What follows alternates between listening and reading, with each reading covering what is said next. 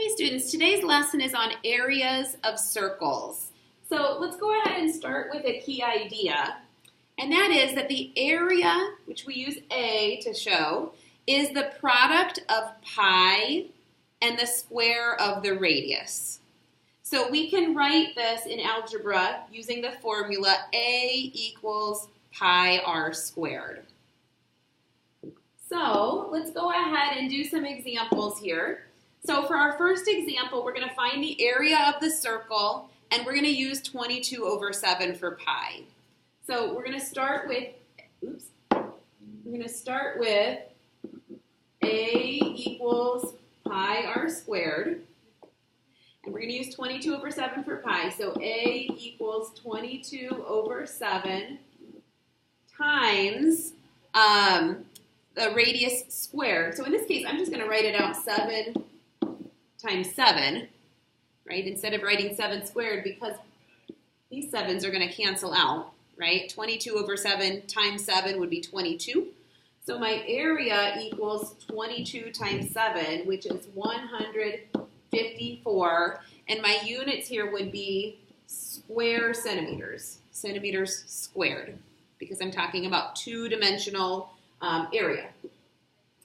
Okay, let's look at our second example. Here we're going to use 3.14 for pi. So I'm again going to start with A equals pi r squared. And this time I'll use 3.14 for pi. And then I'm given the diameter is 26, so I need to figure out first that the radius is 13. So I'm going to multiply by 13 squared.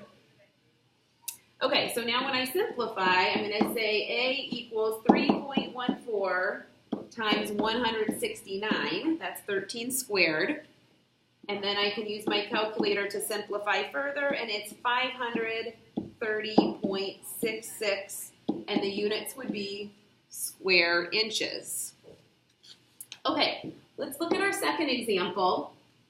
Here it says you want to find the distance the monster truck travels when the tires make one 360-degree rotation.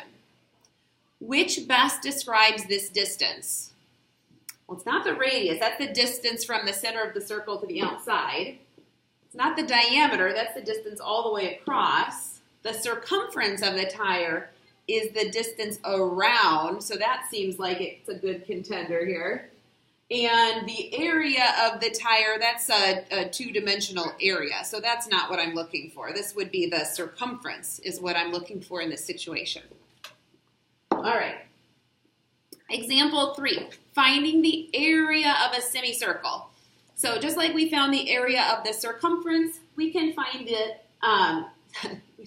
we found the circumference of a semicircle. Now we can find the area of a semicircle by finding half of the area.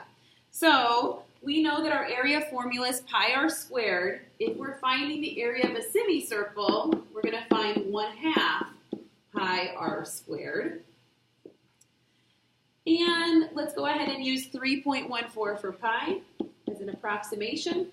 So 3.14 times our radius would be 15, so that's 15 squared. And 15 squared is 225, so let's rewrite this as 1/2 times 3.14 times 225. And then we'll simplify this using our calculator, 353.25 square feet. All right, that's it for now. Go ahead and try a few on your own. I'll see you soon.